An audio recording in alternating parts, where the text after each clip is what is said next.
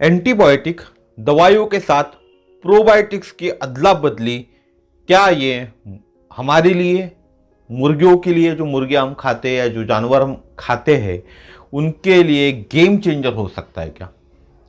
आप सभी लोगों का स्वागत है समीर देशकर एटॉमी एकेडमी नागपुर में। मेरा नाम है समीर शरद देशकर, मैं नागपुर सिटी से बिलोंग करता हूं और आज हम जानने वाले हैं एंटीबायोटिक और प्रोबायोटिक। एंटीबायोटिक कितना खतरनाक हो चुका है और प्रोबायोटिक क्यों जरूरी है, ये हम जानने वाले, ठीक है। तो antibiotic resistance poses one of the important health challenges of the 21st century and time has already run out to stop its dire। बात को समझो, जितना ज़्यादा हम एंटीबायोटिक ले रहे उतना ज़्यादा हमारे को तकलीफ हो रही है, उतना ज़्यादा हमारे शरीर के अंदर में जो डिजीज है वो हम लोगों को, ह्यूमंस को मार रहे हैं। जो छोटे छोटे डिजीज है, छोटी छोटी बीमारी जो एक जमाने में एंटीबायोटिक्स के कारण ठीक हो जाती थी, वो आज हम लोगों को मार रही है, ठीक है। तो antibiotic resistance poses one of the important health challenge of the 21st century and time has already run out to stop its dire consequences. Antibiotic प्रतिरोध 21वीं सदी की सबसे महत्वपूर्ण स्वास्थ्य चुनौतियों में से एक है। 21वीं सदी की एंटीबायोटिक प्रतिरोध 21वीं सदी की सबसे महत्वपूर्ण स्वास्थ्य चुनौतियों में से एक है और इसके भयानक परिणामों को रोकने के लिए समय पहले ही समाप्त हो चुका है। फिर से मैं हिंदी में बताता हूं एक बार। एंटीबायोटिक प्रतिरोध 21वीं सदी 21st सेंचुरी में हम जा चुके, जी रहे, सबसे महत्वपूर्ण स्वास्थ्य चुनौतियों में से एक है और इसके भयानक परिणामों को रोकने के लिए समय पहले ही समाप्त हो चुका है। 21वीं सदी में हम चल रहे और 21वीं सदी के अंदर ही ये सबसे बड़ा चैलेंज है, ठीक है। इन 1928 यानी 1928 में माइक्रोबायोलॉजिस्ट अलेक्जेंडर फ्लेमिंग ने पेनिसिलिन की खोज की। यह एक वैज्ञानिक सफलता के रूप में इसको सराहा गया। तब से लगभग 100 वर्षों में वैज्ञानिकों ने कई एंटीबायोटिक दवाई की खोज की जिन्होंने अरबों लोगों की जान बचाई है। 1928 में पेनिसिलिन एक एंटीबायोटिक की खोज की अलेक्जेंडर ने और उसके बाद उसको सराहाया गया, एक नई चीज खोजी गई जो लोगों की जान बचा रही थी और उसके बाद कई लोगों ने नई नई एंटीबायोटिक खोजी पिछले 100 सालों के अंदर में और जिससे अरबों खरबों लोगों की जान बच गई है। हालांकि बैक्टीरिया इन उपचारों के लिए तेजी से प्रतिरोधी बन गए। आज के तारीख में जो बैक्टीरिया हमारे शरीर में कीटाणु बन जाते हैं, जिस कीटाणु के कारण हमको बीमारी होती है, वो एंटीबायोटिक के प्रतिरोधी बन गए, यानी वो एंटीबायोटिक को समझ रहे और एंटीबायोटिक के ऊपर अटैक कर रहे, एंटीबायोटिक को डिस्ट्रॉय कर दे रहे। तो फिर हमारी बीमारी कहां से ठीक होंगी? इसके दो कारण है। मनुष्य द्वारा एंटीबायोटिक दवाइयों का अति प्रयोग, यानी एंटीबायोटिक जो प्रतिरोधी बन गए हैं बीमारी में, उसके दो कारण है। एक है मनुष्यों द्वारा एंटीबायोटिक दवाइयों का अति प्रयोग और दुरुपयोग, और कृषि के लिए एंटीबायोटिक दवाई की शुरुआत। कृषि के अंदर भी एंटीबायोटिक की शुरुआत हो चुकी है और साथ ही साथ मनुष्यों द्वारा एंटीबायोटिक दवाइयों का बहुत ज्यादा वापर। हमको सर्दी, खांसी, बुखार कुछ भी हुआ, हम केमिस्ट के पास जाते हैं, केमिस्ट भी हमको एक एंटीबायोटिक के साथ दूसरी दवाई दे देता है, बोले एक एंटीबायोटिक भी खाओ साथ में ये दवाई खाओ, ठीक है ना। आप जाइए केमिस्ट के पास, केमिस्ट भी आपको एंटीबायोटिक देता है। डॉक्टर एंटीबायोटिक हर प्रिस्क्रिप्शन में लिख के देता है। तो ये जो एंटीबायोटिक की ज्यादा यूज हम कर रहे, इसके कारण एंटीबायोटिक का जो प्रभाव है शरीर के ऊपर में, कीटाणु के ऊपर में, बैक्टीरिया के ऊपर में, वो खत्म हो चुका है और बैक्टीरिया एंटीबायोटिक को डिस्ट्रॉय कर दे रहा है। 2021 में विश्व रोगाणु रोधी प्रतिरोध जागरूकता सप्ताह के दौरान विश्व स्वास्थ्य संगठन WHO ने पहले जारी की एक चेतावनी को दोहराया है कि वैश्विक स्तर पर एंटीबायोटिक प्रतिरोध खतरनाक रूप से उच्च स्तर पर बढ़ रहा है। 2021 में एक विश्व रोगाणुरोधी प्रतिरोध जागरूकता यानी world anti microbiological resistant awareness जो सप्ताह होता है, उसके अंदर WHO ने एक चेतावनी दी है कि वैश्विक स्तर पर यानी दुनिया के स्तर पर एंटीबायोटिक एक प्रतिरोध खतरनाक रूप से उच्च स्तर पर बढ़ रहा है। Antibiotic resistance is rising to dangerously high levels globally. Antibiotic resistance is rising to dangerously high levels globally. Globally, it is estimated that antibiotic resistance bacteria kill between 7 lakh and several million people every year. आप समझो, विश्व स्तर पर यह अनुमान लगाया गया है कि एंटीबायोटिक प्रतिरोध बैक्टीरिया हर साल 7 लाख से कई मिलियन लोगों को मारता है। 7 लाख लोग या कई मिलियन लोगों को मार रहा है ये एंटीबैक्टीरियल प्रतिरोध, क्योंकि जो एंटीबैक्टीरियल इफेक्ट हमको मिलना चाहिए एंटीबायोटिक दवाई लेने के कारण वो मिल नहीं रहे। जब हम एंटीबायोटिक कंज्यूम करते लेते हैं तो हमारे शरीर के जो जीवाणु है उस जो एंटीबायोटिक के थ्रू जो कारण होना चाहिए, जो प्रतिरोध उनसे होना चाहिए एंटीबायोटिक द्वारा जीवाणु के ऊपर में, वो हो नहीं रहा है और जीवाणु उन्हीं को मार देता है, जिसके कारण लोगों की मौत हो जा रही है। लोगों की मौत हो जा रही है। इसका मेन कारण है एंटीबायोटिक का प्रमाण से ज्यादा उपयोग। एंटीबायोटिक दवाइयों का प्रतिरोध एक ऐसी स्थिति की ओर ले जाता है जिससे पहले इलाज योग्य संक्रमण कठिन होते जा रहे। फिर से सुनिए, एंटीबायोटिक दवाइयों का प्रतिरोध एक ऐसी स्थिति की ओर ले जाता है जिसमें पहले इलाज योग्य संक्रमण कठिन होते जा रहे हैं। और जो एंटीबायोटिक दवाइयों का जो प्रतिरोध हो रहा था ना, वो एक ऐसी स्थिति में ले गया है या ले जाता है जो पहले संक्रमण, जो भी संक्रमण हमारे शरीर में होता था वो एंटीबायोटिक लेने से ठीक हो जाता था, लेकिन अभी एंटीबायोटिक लेने से वो संक्रमण भी ठीक नहीं हो रहा है। अभी हम एंटीबायोटिक को ले रहे हैं तो वो संक्रमण भी ठीक नहीं हो रहा है और साथ ही साथ इलाज भी असंभव हो जा रहा है एंटीबायोटिक के कारण। दुनिया में अगर मैं इसको कहूं तो to treat without urgent action the world is heading for a post antibiotics era. हम लोग एक पोस्ट एंटीबायोटिक एरा के दौर से गुजर रहे हैं और सामान्य जीवाणु संक्रमण एक बार फिर बार बार होने वाले हत्यारे बन सकते हैं। यानी इसका मतलब common bacterial infections could once again become frequent killers. जो कॉमन बैक्टीरियल होते थे, इन्फेक्शंस होते थे, कॉमन इन्फेक्शंस बैक्टीरिया के कारण छोटे छोटे इन्फेक्शंस जो होते थे हम लोगों को, ये एक बार बहुत बड़े फिर से किलर साबित हो सकते, हत्यारे साबित हो सकते, क्योंकि ये जो बैक्टीरिया है वो एंटीबायोटिक के ऊपर प्रभाव, यानी एंटीबायोटिक का इनके ऊपर प्रभाव नहीं गिर रहा है, या एंटीबायोटिक को खत्म कर रहे। इस कारण ये जो छोटे छोटे इन्फेक्शंस हैं, ये इन्फेक्शंस आगे चलकर फिर से बहुत बड़े हत्यारे बनने वाले। इसका एक वैकल्पिक आहार है एंटीबायोटिक दवाइयों के बजाय प्रोबायोटिक्स। जो पशुओं में एंटीबायोटिक दिया जा रहा है, जब हम वो खाते हैं ना, हम किसी मुर्गी को एंटीबायोटिक नॉर्मली दिया जाता है, आप देखोगे जो हम बकरी खाते हैं, बकरा काटते हैं, उनको भी एंटीबायोटिक दिया जाता है।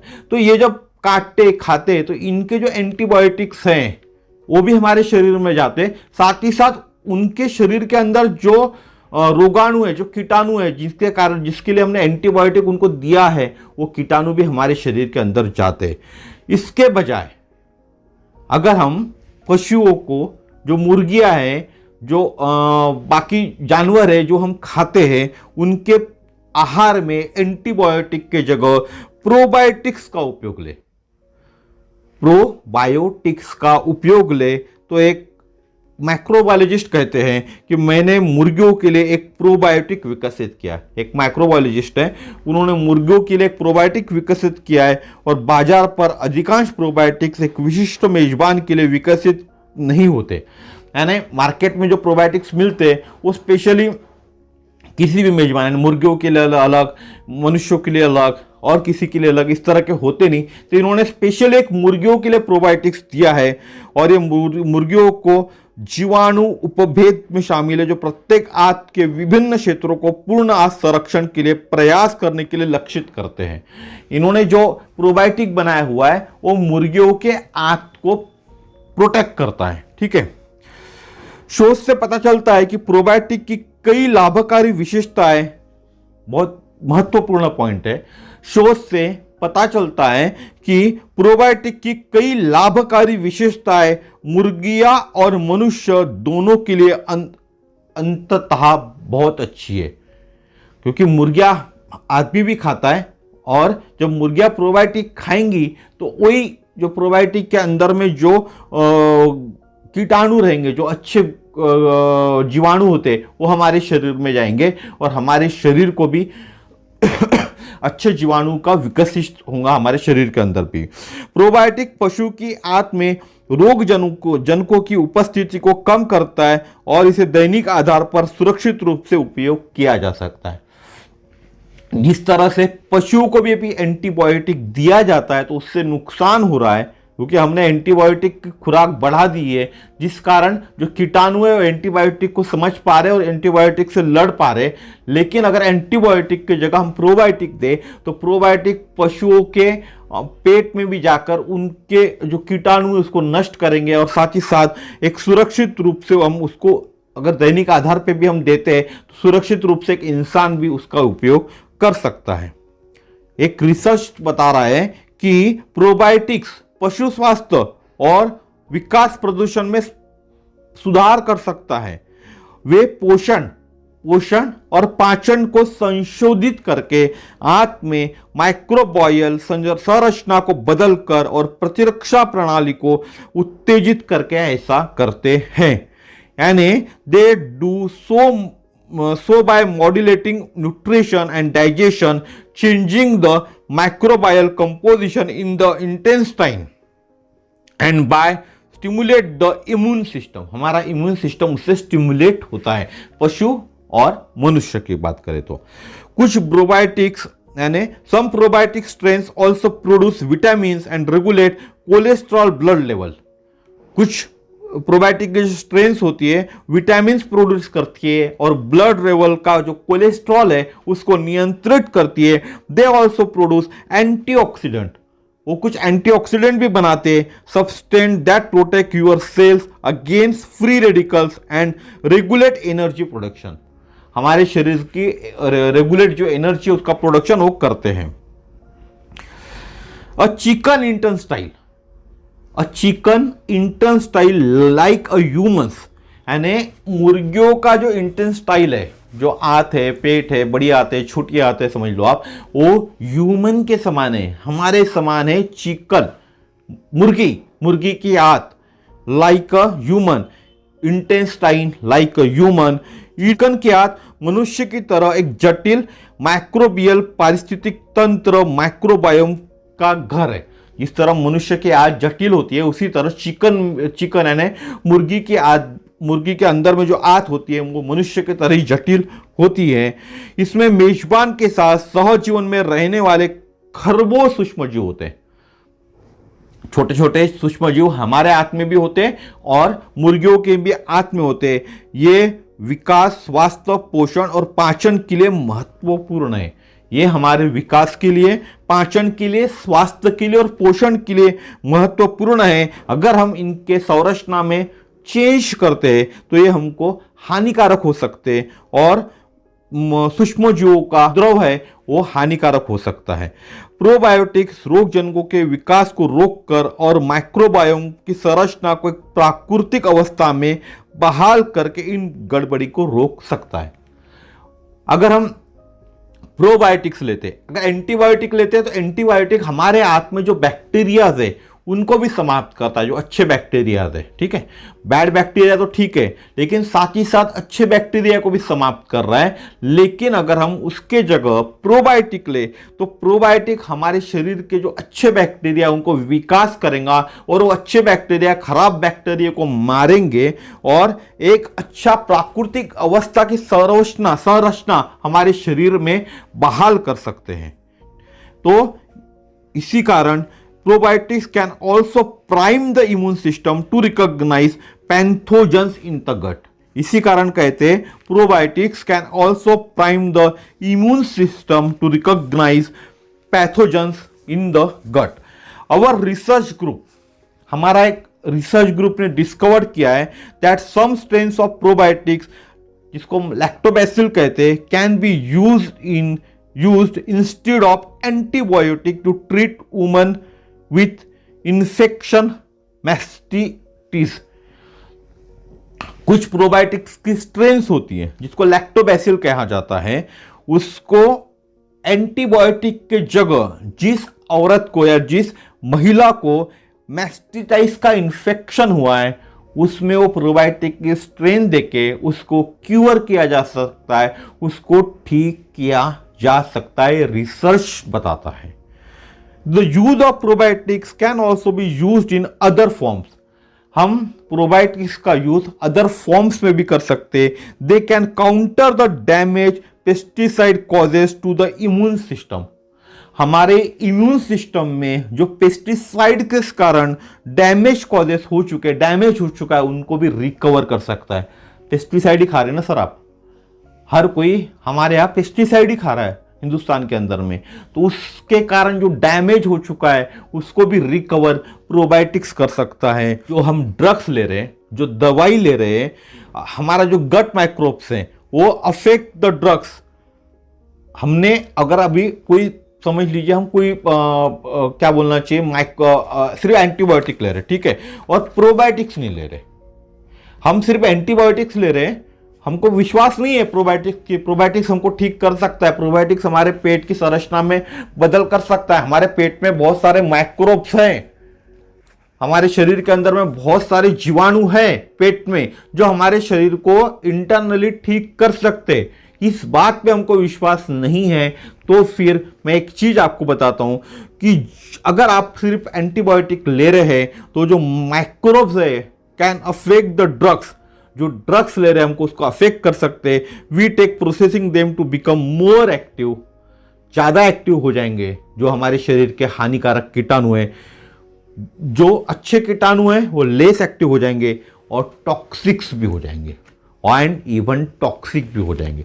तो इसीलिए जब रिसर्च कह रहा है, WHO कह रहा है कि बहुत ज़्यादा एंटीबायोटिक का यूज़ अभी नहीं होना चाहिए, उसके ऊपर नए नए रिसर्च होना चाहिए, कुछ और एंटीबायोटिक की जगह हमको यूज़ करना पड़ेगा, ऐसा WHO कह रहा है। फिर हमारे पास प्रोबायोटिक्स है तो प्रोबायोटिक्स क्यों नहीं यूज़ किया जाए। और प्रोबायोटिक्स आपको 14 स्ट्रेन्स वाला प्रोबायोटिक्स एटोमी के अंदर मिलने वाला है। 14 स्ट्रेन्स, वो भी नई स्ट्रेन्स, न्यू स्ट्रेन्स है 14 के 14, जिसके कारण शरीर के बहुत सारे रोगों को आप होने से बचा सकते हो या जो हुए उनको भी कंट्रोल कर सकते हो।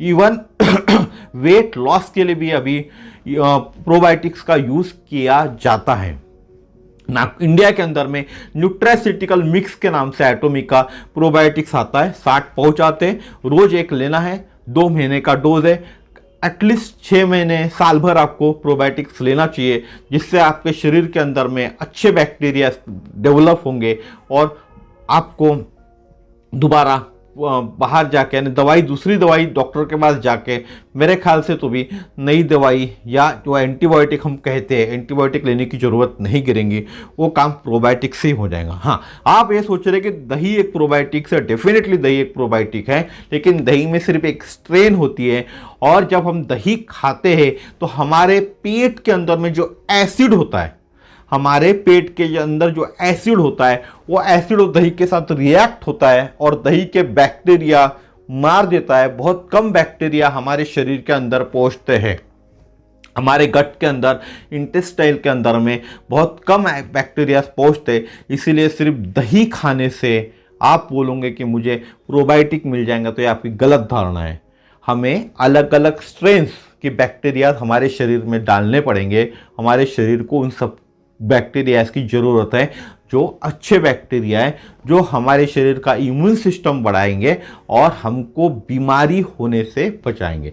तो आज का मेरा वीडियो इतना ही था कि प्रोबायोटिक्स और एंटीबायोटिक इतना खतरनाक हो चुका है कि WHO भी उसको बोल रहा है कि आप एंटीबायोटिक अब बंद करना चाहिए, एंटीबायोटिक की जगह नया कुछ लाना चाहिए, क्योंकि हम जैसे इंसानों ने एंटीबायोटिक का बहुत ज़्यादा यूज़ कर लिया, कृषि में भी यूज़ होने लगा, साथ ही साथ हम लोग अभी जानवरों को भी एंटीबायोटिक देने लग चुके हैं, और वो जानवर हम खाते हैं तो हमारे शरीर के अंदर में वो एंटीबायोटिक, साथ ही साथ जानवरों के कीटाणु भी हमारे शरीर में पहुंच जाते हैं। तो आपको अगर चाहिए न्यूट्रास्यूटिकल मिक्स तो मुझे कॉल कीजिएगा। मेरा नंबर है 9325398926। मेरे चैनल का नाम है Sameer Deshkar एटॉमी academy Nagpur India. Channel को लाइक कीजिएगा, सब्सक्राइब कीजिए, वीडियोस को शेयर कीजिए, बेल आइकॉन को दबाइए ताकि इसी तरह के नए नए वीडियोस आपको मिल पाए। Thank you very much.